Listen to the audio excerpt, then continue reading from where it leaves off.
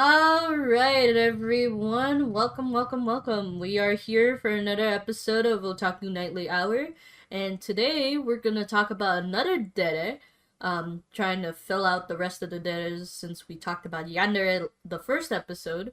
This time, Yes. because we're following up with the very special Ochaka from My Hero, we're gonna talk about Derederes, which is her personality type. And just to round it out, the official definition of a Deredere is There's an a official definition. there's quote unquote on the types of Dere wiki fandom page. I don't The think that's official. It doesn't have official in front of it, therefore it's not the official. the definition of a Deredere is Hmm. characters that are usually very sweet and energetic. Oh They're yeah. most of the time very cheerful and happy, and they tend to spread joyfulness to the ones around them. No matter what may happen, they quickly revert to their cheerful self. So they're the optimists of your friend group in a sense. Honestly, I feel like that's a really important member to have in any friend group. unless Honestly, all things just get dark real quick. unless you're all like, I don't know, like emo together and stuff, and you're trying to be emo together. If you're trying to be, but if you're not, and it just kind of ends up that way, you Mm. still kind of need someone to help bring the group back from that darkness. So, Deredere, 9 times out of 10 is applied on a female character, especially if it's a female protagonist or secondary character. Basically, a female within the main cast. Because of the fact that if it's in a group dynamic, there's going to be someone who has that personality. And in a sense, in storytelling, it's very necessary. And Oh, is that it? well, I I'm thought you were sorry. I'm done. drinking water. I need to stay hydrated. Um, but the thing is that like, does it automatically mean that they're stupid? Uh, a lot of No, I people, feel like there's a subcategory for that. yeah, cause what is it like?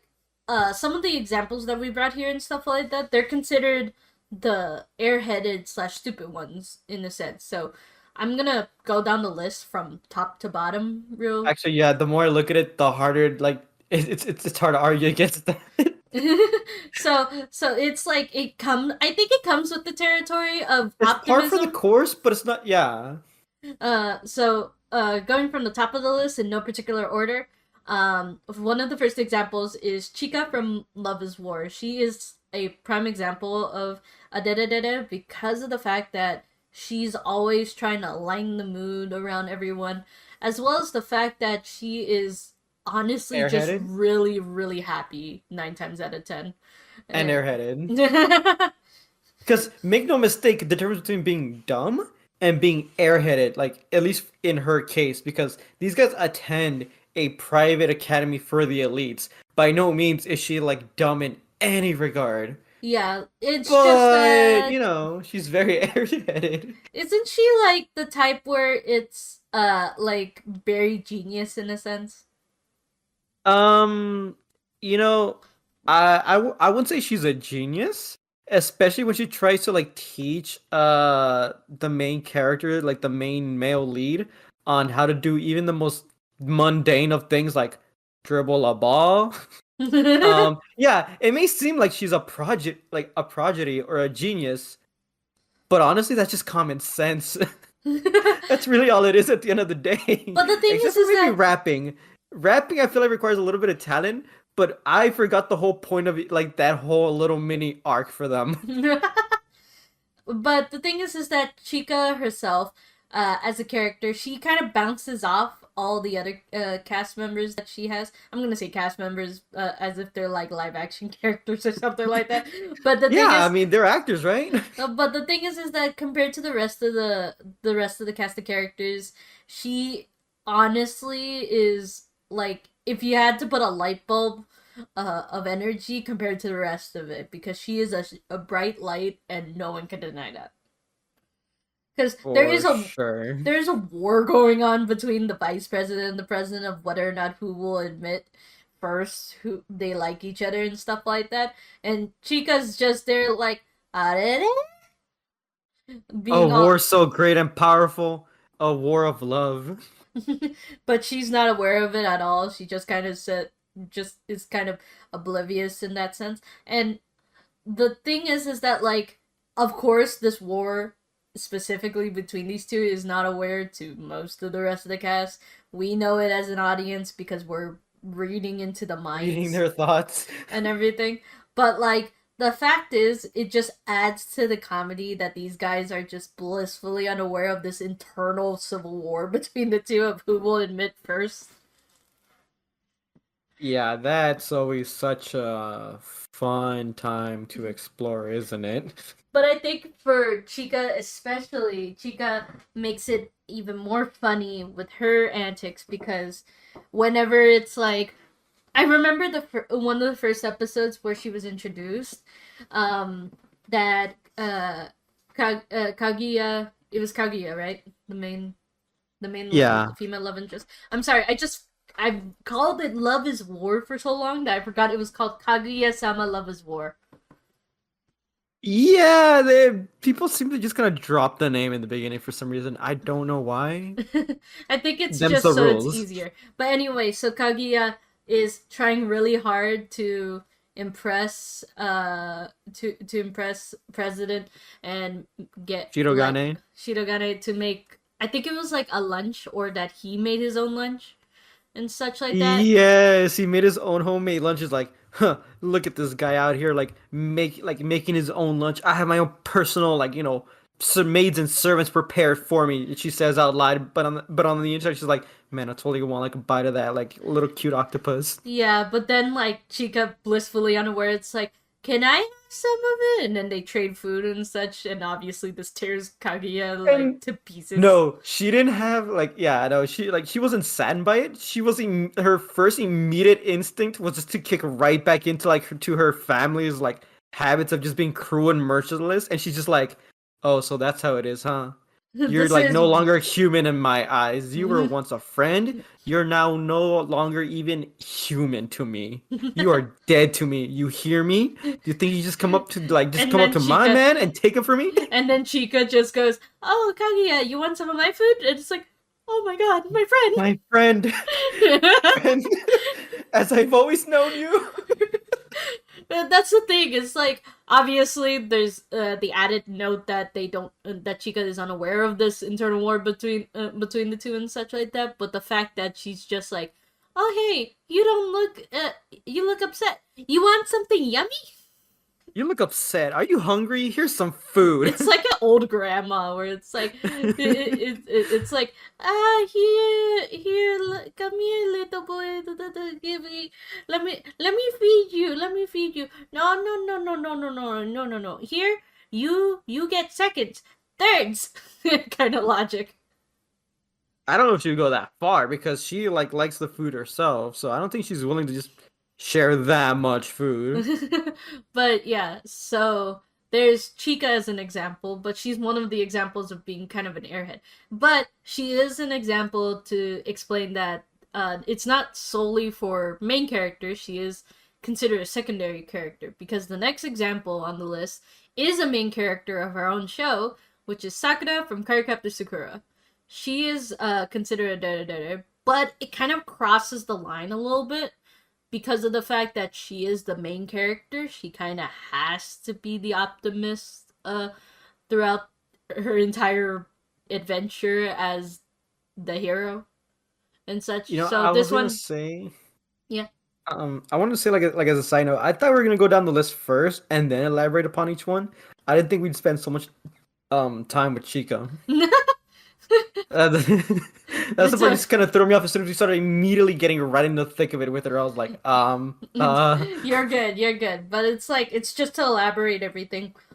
And going back, Sakura, I think it's kind of like a little bit of a gray area about her being a Deredere because of the fact that she's the main character.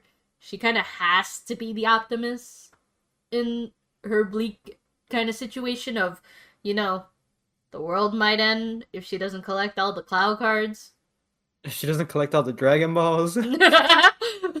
Keep in mind, I have no idea what that show is even about, so I'm gonna equate it to Dragon Ball. Well, it's kind of like Sailor Moon mixed Never seen with it. it's a magical girl anime from back in I the get that day. much. Yes. And that if she doesn't collect all the cloud cards, they're gonna wreak havoc because they're just magical beings left unchecked, kind of thing. So she has to capture them and everything, but she also has to still be a elementary schooler and live her day to day life. Which in the later series, the second part of the series, which is Card Captor Clear, she's a middle schooler now and has to deal with preteen teenage problems like liking a guy.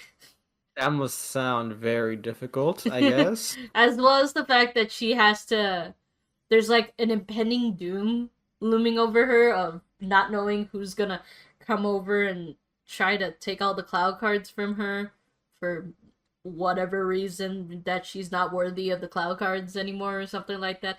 Honestly, I kind of didn't really watch Clear Card because of time.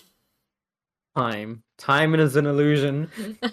But the thing is that she's the type of character that's like, I need to be optimistic, I need to be happy, make sure everyone's taken care of and everything, and protect everyone kind of logic. So it's kind of in the weird middle ground of yes, she's a Deredere, or no, she has main character plot going on. So I don't know the intricacies of that show specifically, but I'm teetering more towards just that's just the plot. She Mm-hmm. doesn't really have to be, because let me tell you, I've seen plenty of like series where they have this main character who has to do good and help others, and they need to, like, protect the world this way, shape, or form. But by no means are they, like, being an optimist about it. They're being, like, some of the most pessimistic, dark, brooding people out there. They're just like, oh man, here I am, you know, stuck in this same old, like, thing all over again.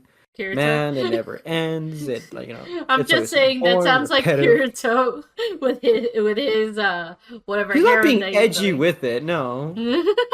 Like, I mean, just keeping, like, others, like, safe. I mean, what was that one anime, like, the Arifura from World's Weakest to Strongest?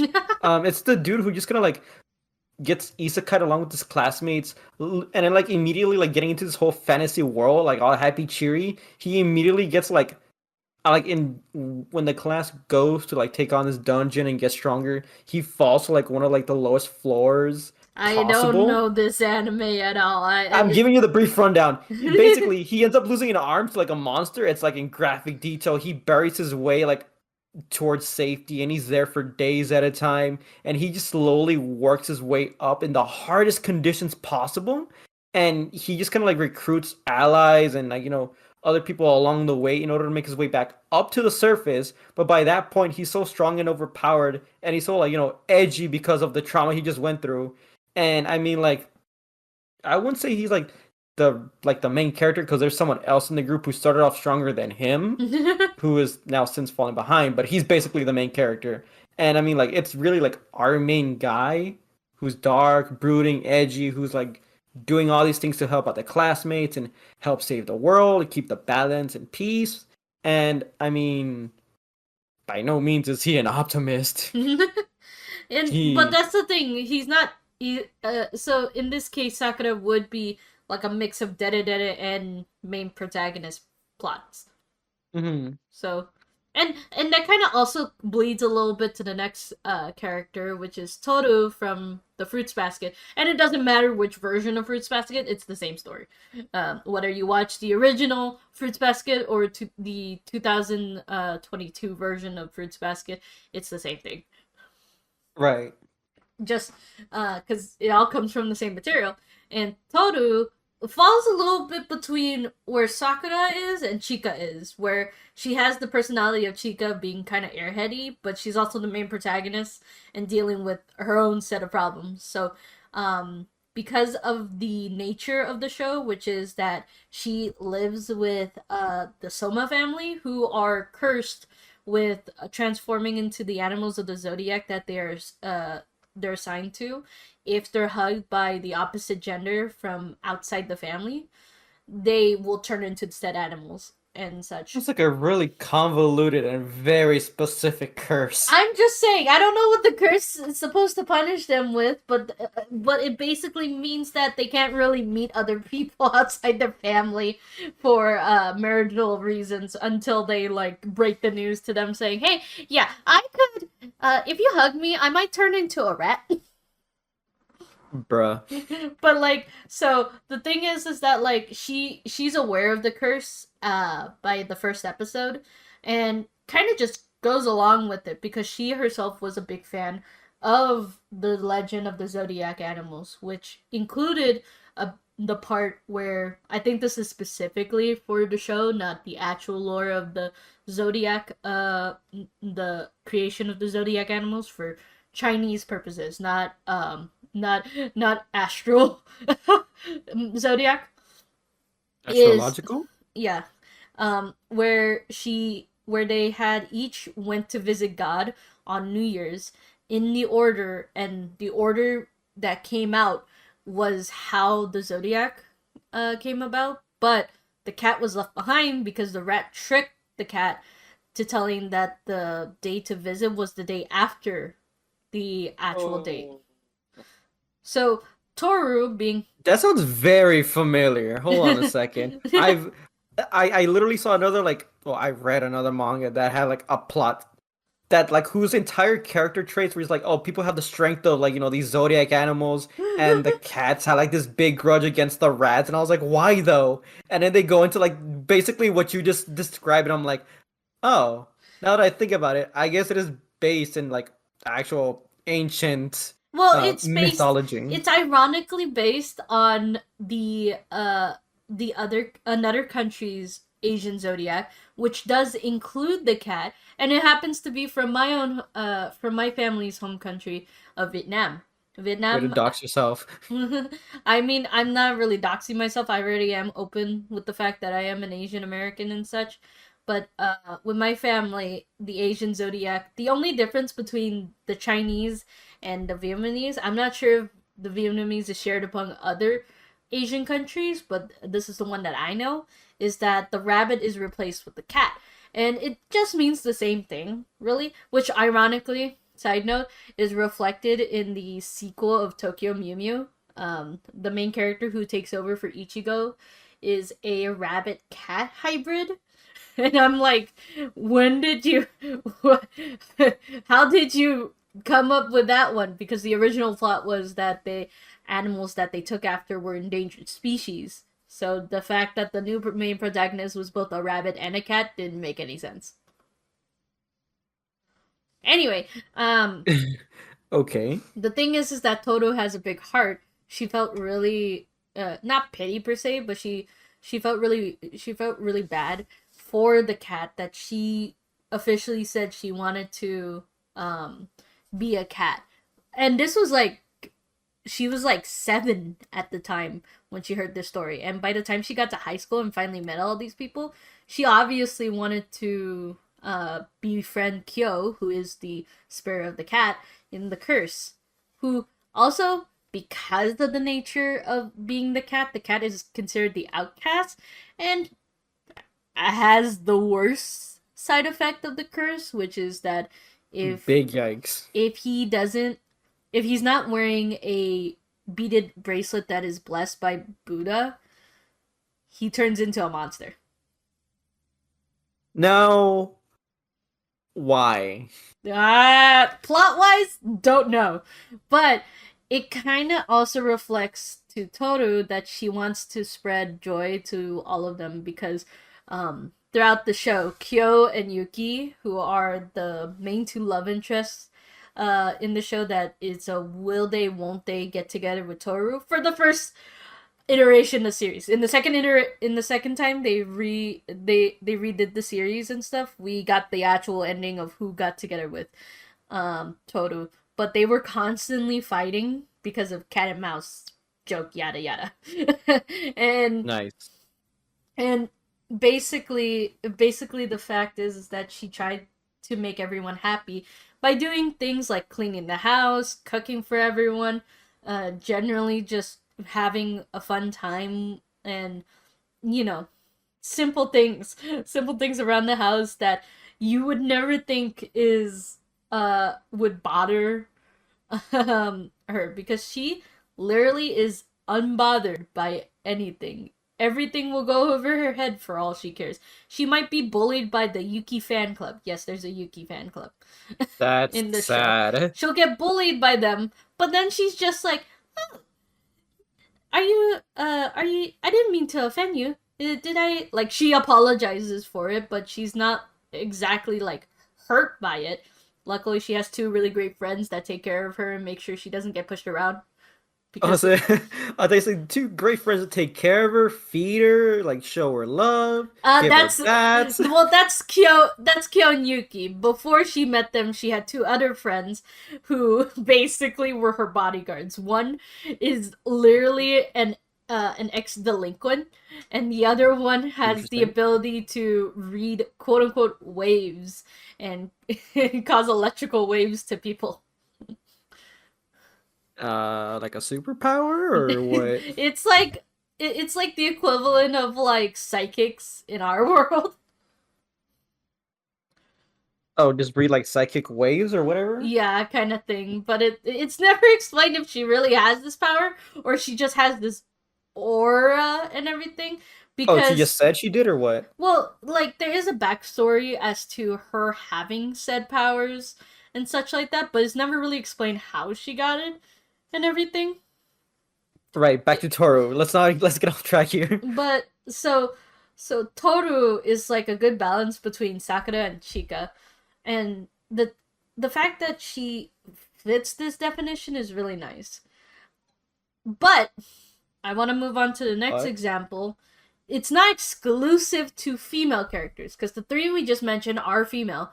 The next one is actually a male protagonist from another romance comedy anime that I am And that's the very thing with fond of. these Dere types is like there has to be some romance involved, otherwise they don't have the Dere part attached. Well, I don't think it has to be romantic and stuff. It's just that the examples that I picked are romance because that's my bias of anime.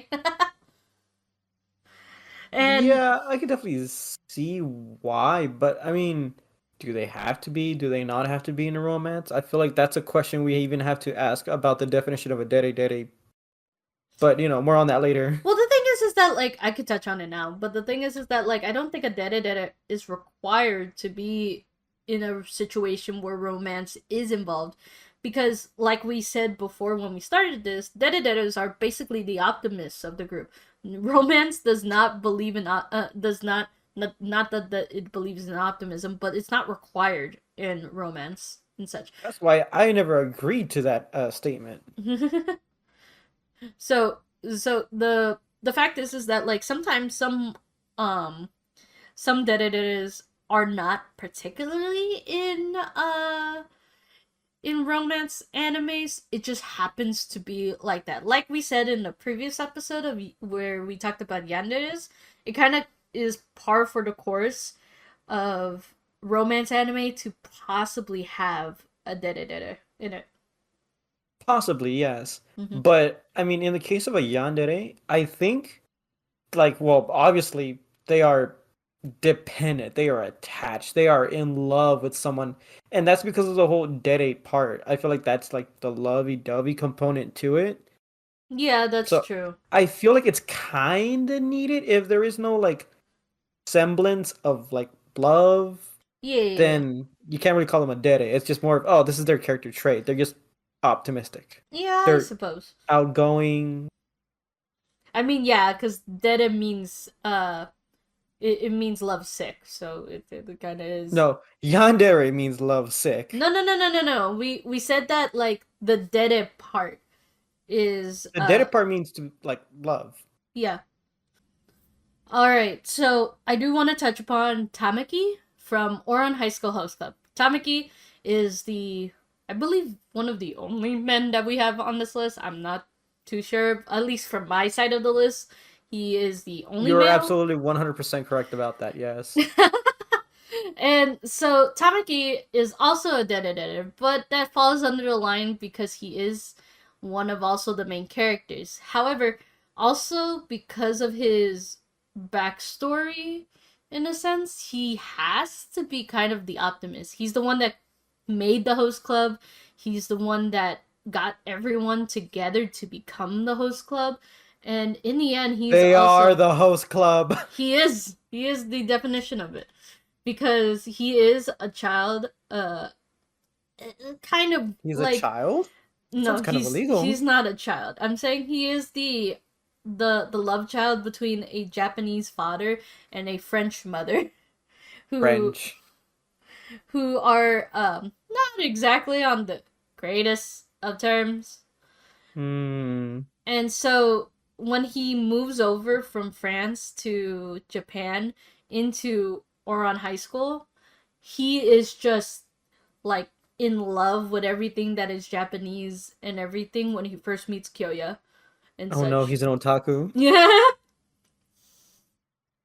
And because, I guess because of the fact that he has a love so deep to trying new things out, because he was a very sheltered child and everything, he wants to try a lot of things and such like that. And throughout the show, it kind of comes off, before we see this backstory, it kind of comes off as more he's interested in what poor commoner people like, because he's come I from, thought you were gonna say something completely different. well, he's interested in what is considered the commoner folk type of items, because Oron Host Club Isn't. Oron High School is for the rich.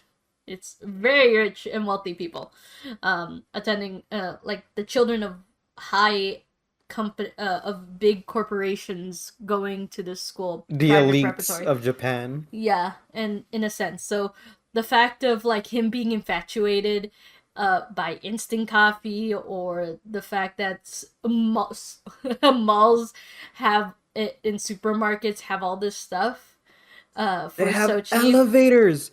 They have escalators. This Do you know how insane that is? No, this fish, usually fish I get is always imported and costs so much and everything, yet everyone here could get it for so much lower, and yet these commoners also decide to wait all the way until the end of the day to get it even at a cheaper price. Yo, let's go. So the fact is that when it first comes off, it's just kind of like, oh, it's a rich person really interested in what is quote unquote commoner people stuff. But he, as a character, makes it clear that he's just infatuated by a lot of things and everything, and wants to learn as much as he can, and overall is very energetic. And that kind of bleeds into the rest of the club, well, minus Kirya. Kirya is not really too affected. He's not too affected, considering that he's hung out with Tamaki since freshman year of high school. By the time we meet them in the story, they're like juniors. They're third years and stuff like that. So the fact that he's dealt with him for about like 2 years of his 2 to 3 years of his life, he's good. He's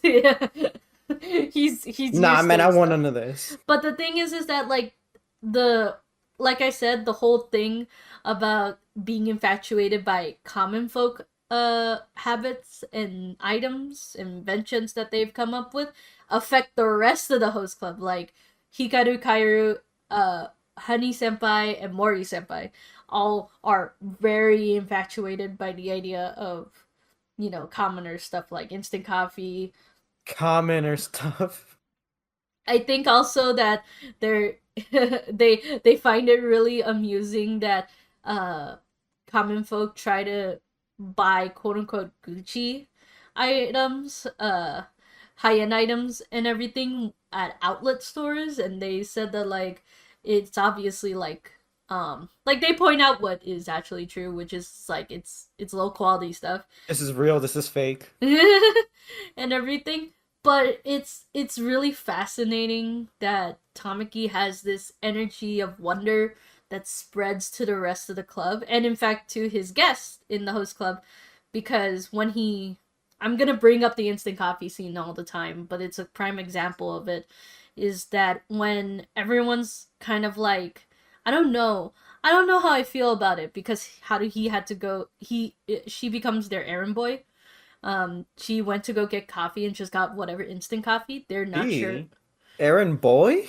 So the whole plot is that Haruhi has to pretend to be a boy, but in the first episode they didn't even realize that she was a girl. They had just assumed she was a boy, put her in the boy uniform, made her a host, and then at the end of the episode they found out no, she's a girl. She just No, wait never a minute. bothered This to dude is a chick. they just never bothered she never bothered to mention it because she said it doesn't really matter how you see me, whether I'm a boy or a girl, I'm still me. And I'm just That's thinking a woman. I just think that's kind of progressive for its time. But anyway, so I Tom, just think she didn't care. I think that's really like the main thing about it. if you saw her in the first episode, you probably would have assumed that she didn't care. Because like, what is it? She's wearing a the uniform over there is like suit and tie kind of situation, like fancy suit and tie, as well as the girls, like instead of the school uniforms being like a black or navy blue, they were purple. Okay, royal purple, I guess. And like lilac purple. Okay. That's... And then the girls have to wear like ballroom gowns kind of uniforms. Okay, well. So how do he just see how do he come in with a button up shirt with a sweater over it, khakis and big glasses. Nice. Who wants to wear those stuffy dresses anyways? I mean, I wouldn't either. I wouldn't either. If there's a panty coat under it, I don't wanna. But anyway, so Tamaki, everyone's kind of unsure about the instant copy situation, to the point that Haruhi just says, I don't mind just taking it back. I'll go get the fancy copy if you want. And when Tamaki proposes of him trying it, everyone just applauds like, wow, what bravery. What bravery. I can't believe they're ready to just like head off into the afterlife. Full speed ahead. I salute you. Yeah, because like, what is it? Like, everyone's saying that, like, I remember lines in the English dub at least. It's like, I don't know, my mom wouldn't let me drink this if I don't know, or like, I don't know what I'll get if I drink it, kind of thing. And obviously Tamaki sways them what kind of disease could I get from this thing, I wonder? And then Tamaki sways them with his host-like charm by saying it's like, will you drink it if I gave it to you from my mouth, kind of logic and stuff like that. It brings money into the host club and everything, which I found really ridiculous. I too would like to go attend a maid cafe where they literally like put the coffee in their mouths and then just pour it in the... that's totally what I want to go there for, right? That's not what it's for. But yeah, so it's not exclusive to females. It's just in this case, Tamaki is the example because it is a majority male cast. Because I think the only females that we see very regularly is Haruhi, and I don't remember the Japanese name. I'm sorry. I'm gonna reference the English name, which was Renee, who is the quote unquote manager of the host club. But she's self-appointed. She kind of forced herself in becoming the manager of the host club. She just stepped in one day. I was like, I am the leader now. I am the manager. Yeah. I take a cut of everyone's paychecks. There is no paycheck. It's just the school. It's just. What if they were? But I feel like she get a good like chunk of the money. I'm sorry to audience that Raptor's not talking too much and stuff like that because we're going through a majority of my list first. But I don't even know what we've been talking about for the past 3 like anime topics. And I'm gonna get to the last one on my list before we get to Raptor taking the reins. But the last example that I wanted to put in, which is not specifically a romance anime example, but we're gonna talk about Elizabeth from Black Butler. And I feel like you have some sense of Elizabeth from previous conversations that you and I have had. Picked up on a few key details, yes. So it pales in comparison to the Elizabeth from Seven Deadly Sins. But yes. Same Elizabeth, right? Same thing. No. Yes. So, for context, Black Butler follows the plotline of CL Phantom Hive, who's trying to find the murderers of his parents, with the help Forgot that was the plot. with the I help remember, like, yeah, okay, go on. with the help of a demon butler that he has contracted with, who will eat his soul once they find his killer. And amidst of all the mystery, dark evil magic demon plot lines and such like that in Victorian era, we have Elizabeth, who is Ciel's fiance, and always there to cheer him up, even though Ciel hasn't had a smile since the incident. We don't talk about that. Not since the incident. The fire. Listen, so yeah, that's roughly all I know. Kid, demon butler, And his preppy fiance, but then there's like another demon involved, and then there's another demon involved, There's and then too I think many. there's another demon involved. No. There's one. There's one demon. There's one fallen angel. Well, I mean, I think there is 4 other demons, but I don't like to acknowledge Black Butler too because I have to acknowledge Aloys. There's also 4 Grim Reapers.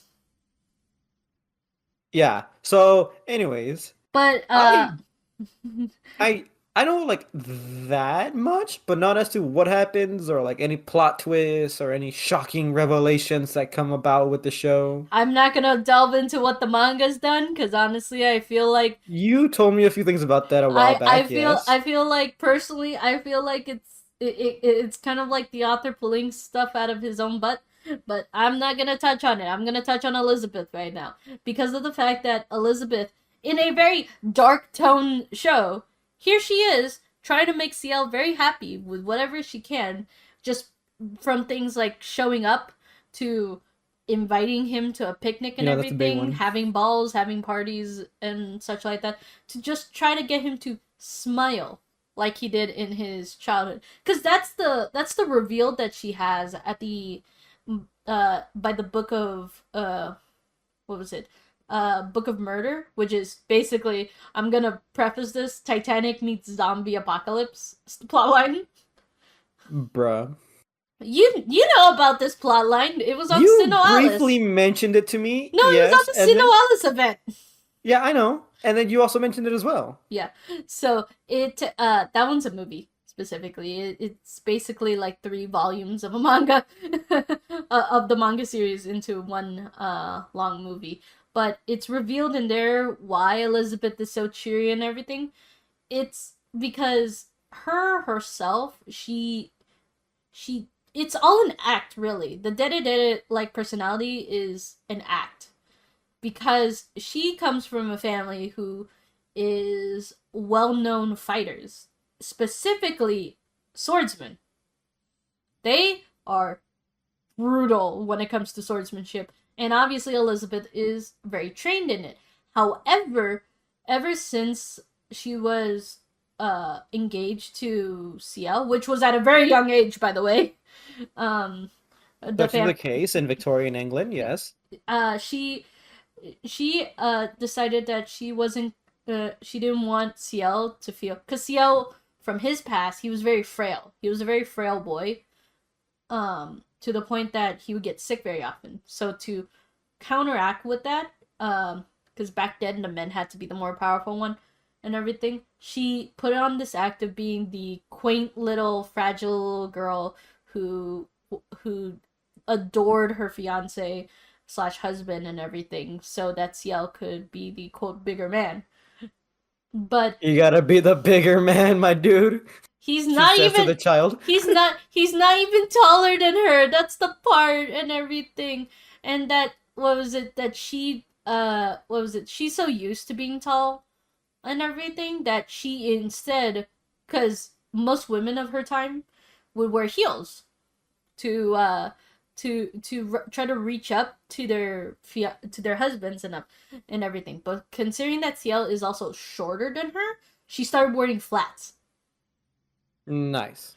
So it tells a lot. Actually, that's really smart storytelling on the for the character point of view of how, because if you read back through it, and look at her outfit, she honestly does do a lot to help Ciel feel like the bigger man and everything.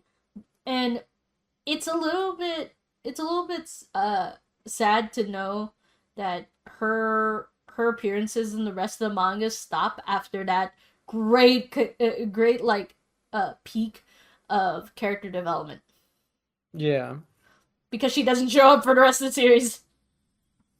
Beautiful.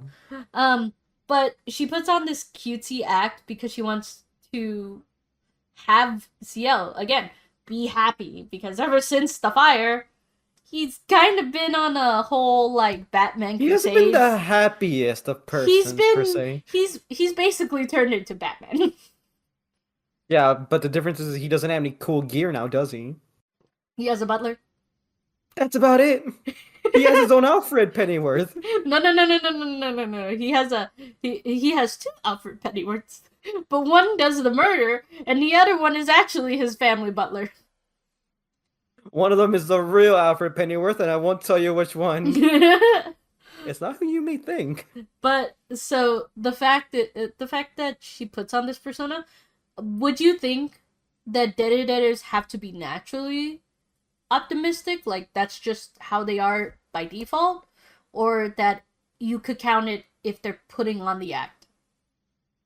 I think they kind of have to be by default. If they put on an act, I mean, in in that case, there are some other Deres who would probably like imitate a Dere themselves to maybe try to garner some favor from like the person of their interest.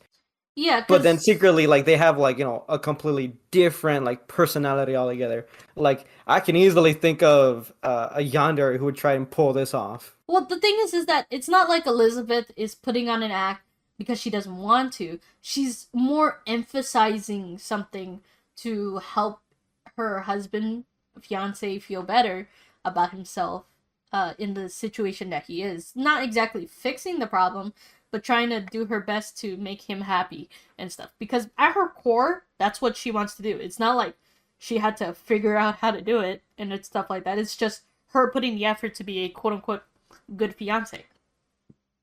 Right.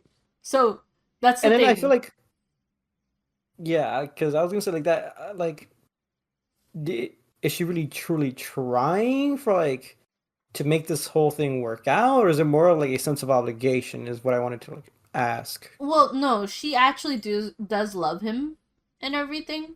She's trying really hard to get it to fulfill the role of the wife, where she should help make her husband happy and everything. But to be fair, CL's kind of a pain in the butt to try to please and everything because he has this mindset of I must find my parents' killer or else, oh, and nothing at all kind of thing, or fulfill my duties as the queen's guard dog and such like that. And I don't It's have time. all or nothing. Like basically, CL at the age of 14 has turned to what I fear most of society is going to turn into, which is all work, no play. Did you mean Japan? But like, yeah. So Elizabeth not exactly putting on a mask per se. She's just putting a lot more effort to decrease what would be considered unfeminine and increasing the feminine. Because the moment she decides to embrace who she is, she's not putting away the Deredere. She just brought out the fact that she's a boss ass bitch. Because she, what is it? She can fight. She, like, you would think she's a damsel in distress based on her personality at first and everything, but once you get to the Book of Murder and she's being faced by a horde of zombies and everything, she brings out two fencing swords and destroys all of them, protecting CL like a boss ass. I'm gonna bleep all this out. Don't worry. You better. But like, you know what I mean? It's good character development. I love Elizabeth, even though I hate what happened with Black Butler after a while. That caused After a while. well, because what happened was that season 2 was the reason why the series went on hiatus for so long before it got picked back up to be an anime. And you're gonna explain that reason, right? Or are you just gonna leave it at that? All Louise. Period. Nice. So that's the end of my list, but I do see that you have added a couple of it. Do you want to explain your side of the list? Okay, so I haphazardly put these together, but we're gonna get like right like into the thick of it, I guess, from like um should I start with this one? That's always like a good question I ask myself. But starting on like the top of the list is like for the Deres I picked out was like Lala from To Love Ru. And I mean she is like the bookmark definition of it. You know, um happy, cheery, airheaded, um is always like, like she fits a lot of the criteria from Chica. And I feel like since we've kind of already like gone over and discussed like most of these concepts of the Deres, the like the only like unique trait or like defining feature of her outside of the pink hair that you normally see with yandere is um creativity. She's an absolute genius. She just goes ahead and just makes inventions to try to like help others if they have some kind of issue or worry that's troubling them. She's like, oh, I got you. Like, I'll just go ahead and make this device that can simply solve this problem easy. And then it all goes wrong because it's a rom-com, an ecchi rom-com. So things don't always work out as they're intended, but she always means well. She's always like, smiling, bright, shining. There is like nothing that really gets in the way, and there really isn't a whole lot of conflict to kind of like further develop her character other than her just starting off as a cute, clueless airhead, and then like with all the change and progression she goes to become a cute, clueless airhead. Literally no development happens. But So it's more like if you want the type of character where like everyone's the Dere type. You have the one that sticks to their guns. she plays her part well, too well, in fact. And, and I mean, like, since the whole thing is technically a harem, she's still happy-go-lucky with that like premise in mind. She's like, oh, there's another girl who loves you. I see no issue with this. You marry me, you get to become king of the universe, and therefore, like, you can just do whatever you want. No, you're not gonna be bound by human laws anymore. I don't know what this whole ethics and moral thing you're concerned about when you become king of the universe. So go ham, my dude. And like any potential issue that could like arise there, like immediately like shafted because of that train of thought, because she's too happy, she's too preppy, she's too airheaded. I really don't know how to further like elaborate upon that character trait, honestly. She is the definition of a Deredere if you want to pull it up next to Chica. Yeah, like right alongside her, like there isn't a whole lot of change. Like these are like static Are we characters. talking about like the same wavelength where if they both dance, they would do the same dance? They would probably mimic each other, yes. But I feel like since Lala's an alien, she would just kind of like look at what Chica's doing and dancing, and she's like, I have no idea if this is an Earth greeting or not, but I'm just gonna go ahead and go along with it anyway, and then just mimic what she's doing. All right. So in that case, she follows to the T of the definition. But do you think like uh that it? I noticed that like when it comes to characters that are quote unquote foreign to the world and everything of the Yeah. story and such, they often fall under the Dere and everything. So Lala, for example, is like that. And I've seen other anime where creatures like um monster Spirits, monsters, aliens, and like stuff like that, anything and everything that isn't human. yeah, they almost default to Dere in a sense. Yeah, it's a really weird thing I've noticed. But I mean, with this show, I mean, like, there's at least like outside of her sisters, who is like uh a tsundere, and like the other one, I have no idea where to even place her because she's all up for like the plan that she's setting in motion. And then there's like two other aliens that are like weapons of mass destruction, so they're a bit more like tsundere as well, but they don't really like care as much, but like they still kind of like the guy for some reason or another. Everyone does because that's just how these harems go. You have insert main character number one, and everyone's like, Oh, he's so great. He's so awesome. Yeah, so like for example, there's another anime. It's like Monster Girl or something like that. It's not Interview with Monster Girl, is it? Because I think Interview with Monster Girl is the one with the vampire incubus. The uh, Yeah, yeah, yeah. I'm talking about the one with one of them is a snake, like Monster Musume? yeah, Monster Musume. Is it? There's also like Monster Musume, but like there's like a medieval doctor version that I think is completely separate from the main Monster Musume. I feel like they might be from different creators, even though they use very similar character design. So I'm thinking, are they the same? Is it made by the same person or is it completely separate? I don't really know. Point is, Monster Girls, and there's like a Snake Girl Alamia, I think is what they call them, in both series. But yeah, like so again, and I think this also falls under like those might not be good examples because of the fact that they're also harems.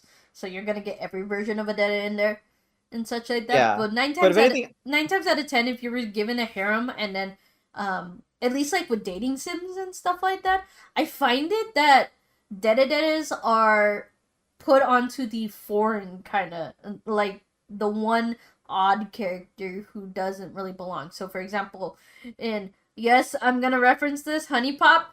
I thought you were gonna say Doki Doki. I was like, Sayori, let's No, go. no. So, for example, Honey Pop, there is a there is a love interest who's a cat and stuff, and she's I thought you were considered gonna a whip out the Dedede. alien. No, the alien I feel like is more of a kudere. Yeah, I can see that. That's another thing with like non-human entities themselves. They're either danderes or they're like kuderes because they're like there's just something about the human nature that they don't really pick up on inherently. So Mm. they have like so they either just like become optimistic by default Or they're already, like or they just uninterested. see everything objectively and become a kudere. Yeah, so yeah, that it's really weird to know that. Do you think that's because of the nature of how having to deal with said type of character, or that it's just the easier option just to fill it in kind of thing? I feel like it might just be like I don't know what else to put in for this character trait, so we're just gonna go in with insert Dandere non-human thing for the with dandere dudere, or the no yeah. dedere with the dedere or the kudere and such like that. Because I'm looking at the list. We have these lists made in advance and stuff. But like for the kudere and stuff, I'm looking at it and I'm like, yeah, some of these are basically like non-human characters. Gee, I wonder why. Is there a pattern here? No. You It's obviously see nothing coincidence. here. It's There is just a no pattern. well, like It's a the thing is that you and I are not exactly like extreme experts in anime. We haven't seen every anime in the universe. no, but we have seen a good chunk of rom-coms, yet the only ones we're able to pull off are like the super mundane, mainstream examples, Well, textbook cause characters. well, yeah, we're trying to make this podcast relatable in a sense, but we are picking up some No, it has anime. to be the ultimate super niche like categories. You don't understand. Okay, okay, but like, yeah, do you think it's that's a common stereotype to have, or it's just a common pattern that it fits a little bit better writing wise? I think it might be a cliche. It's a stereotype. Mm. I feel like it's just kind of easier to square it away in that regard. Just be like, oh, well, I want to bring in aliens, but they don't really know human culture. Or the So I'm just opposite, gonna either like put them in one of these two categories here. they have a character in mind, but they don't know how to explain it per se. Why they're so infatuated by everything, unless they're like a complete idiot and such. So let's just make them a monster or alien that they're trying to learn about humans. Out of curiosity, yes. Yeah, and such like that. All right. Which, basically sums up Lala's character. The next one what is it? Like the next one I have on my list is Orihime from Bleach. Standard clear-cut definition as well. I mean, the thing with her, I mean, she's happily, bubbly, friendly. She's very friendly. She's optimistic. She'll like it's really hard to bring her down. Even like in like one of the later arcs when you have like the espadas and you have this one dude who I can never seem to remember his name, so I literally just like typed it out. Um Ulquiorra. I mean, this dude is like, if he was like an anime waifu, he would be like the embodiment of a kudere because I mean, one of his like most like famous lines is all like, oh, what even is a heart? Is it something that you can see? Is it in your eye? Does it exist there? Does it exist in your brain? You talk about like, like these feelings from the heart. If I, rip that out, would I be able to see it there? And all this and all that, and like these brutal like things he says to her, and she's still like, I mean, she's like, no, it's like more than just that. It's not something physical you can see literally. And even with these threats and like these harsh demands she was put under, I mean, she still like put up with it, and she still maintained like her like friendly, like optimistic nature, even with this guy. And I mean, like towards like the end of like the fight that like kind of resulted in Okiora's like death. I mean, she kind of like almost grew to like understand him a little more, and she kind of like felt like, a little sad to kind of like see him die because he is the enemy. These guys aren't really human, so oh, they're not human. It's fine to just go ahead and axe them from the story. Yeah. Especially if they're antagonists. But I mean, even after all of that, like even after like the whole like Aizen's plan and everything, she's still bubbly, friendly, like optimistic. I mean, she's kind, she's caring. She actually like she embodied it so well that I don't even know what exactly it is she picked up, but she has these two little like devices that kind of help her play a support role when it comes to like fighting other enemies.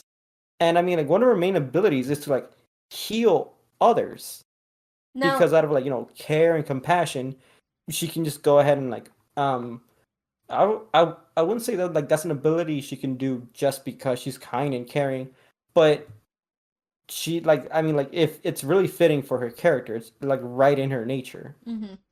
Now, I have a question that kind of popped into my head. What do you think is a good balance when it comes to characters who are Deredere in a sense? Because I feel like with Derederes, it at least for an audience standpoint, it could get real quickly annoying if they're just overly optimistic. Because I'm like me, when I write a character and stuff, obviously you're gonna have an optimistic character, but when a character is 100% happy of the time, you're not, oh, they're just happy. Your brain goes to, huh, that's not right, kind of thing. Because no actual human being is 100% this all the time. Yeah, so I think like they have the ability to kind of like internalize like things aren't always going to be great, things aren't always going to be happy. They kind of internalize that, and they still manage to kind of like tough it out. And I think that's the key thing, is being able to tough it out and then smile through it, and like maintain their uh happy nature, their bubbly characteristics, their friendly demeanor. Yeah. Even like when they're kind of like push comes to shove, at the end of the day they'll still like have those defining features of what you would expect from a dandere. Yeah, but Deredere. Deredere. But the thing is, I keep forgetting that there's just so many deres just like running through my mind right now. yeah, because we're staring at the list. But the thing is that like in the context of Bleach and stuff like that, uh, like I'm surprised they balance it in a way where she's not annoying in a sense. She's not really, and that's because like even when things are a little bit more serious, she can like get serious, but even then, it's not like she just becomes super like deadpan serious. Like there is no like sense of compassion or care in her voice. There is. She's just not as bubbly or like outgoing because like the situation doesn't really call for that. It's not really appropriate to be happy once like your teammate has lost an arm and he's like kind of currently bleeding out on the floor. You don't really do that. Yeah, You just be like obviously. serious, but still maybe like try to like help them whatever way you can, be kind, caring, compassionate. Mm. So like to conclude it all and such like that, just to clear out the air a bit, Dead is they're optimistic, but it doesn't mean because some people might get it confused with just overall being very happy all the Happy go time and stuff lucky. like that. There's a difference. They're optimistic in a sense, that they are aware of the problem, but they always try to look on the bright side. They're basically the half full kind of glass person rather than the half empty. Yeah, for sure. Mm-hmm. All right. So that concludes today's episode. Next time, we're gonna talk about dating sims actually, because we wanted to talk about it with a special guest of ours who is a fellow friend of ours and content creator. I thought you say fellow weeb. I was like, I wow. mean, there. I mean, we're all weebs at the Otaku Nightly Hour. So until next time, we hope to see you again. Raptor, do you want to say something tonight? Other than drink water, I guess just be happy. Yeah, because weebs are chronically dehydrated. Someone here has been chronically dehydrated for the past 30 minutes. I've And been I ain't gonna drinking say who. water. I've been drinking water. What do you mean? I wasn't talking about you. This isn't always about you. Anyway, so until next time, everyone, y'all have a lovely night. Good night.